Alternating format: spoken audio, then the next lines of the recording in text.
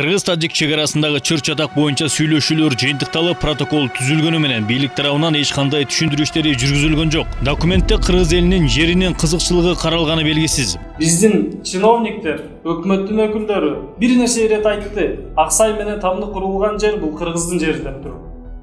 Азыр болсо келишимге кол коюлду деп айтып атат протоколго. Ошол жолду улантууга.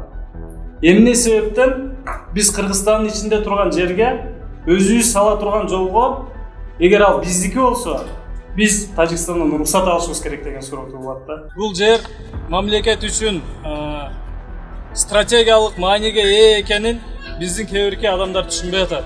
Мына Бишкекте, башка жерде көптөгөн чачтар бар. Ошол жердегилерди шаарда кармаганга негиз жок деп эсептейм. Ошо чек арага алып барып туруп, погранслужбаны күчтөп туруп, ошо коопсуздукту алыш керек. Анткени такталбаган жерге кирип туруп, мынакей КАМАЗдар менен кирип туруп, курулуш иштерин баштап атса, ушуга чейин мамлекеттик органдар каякта карап отурду деген суроо жаралат да. Исфара менен баардык жолун курууга уруксат бере турган болсо, Баткен областынын жарымынан көбү, Баткен районунун Актатыр, Самаркандек, Рават айылдары, Бейлек району толук кандуу анклавга айланат.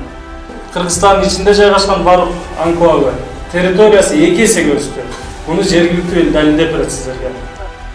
Мына тоо биздики. Мына жерсе. Мына жерде забор турат, нарда Тажикстан. Баткен областы 3/1 территориясын жоготту деп. Эгерде ушул коридор берилип калса, Кыргыз мамлекети Тажикстандан 100% көз каранды болуп калат.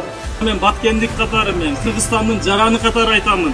Мен үчүн эч качан кызмат Элимден, жеримден артык болбойт.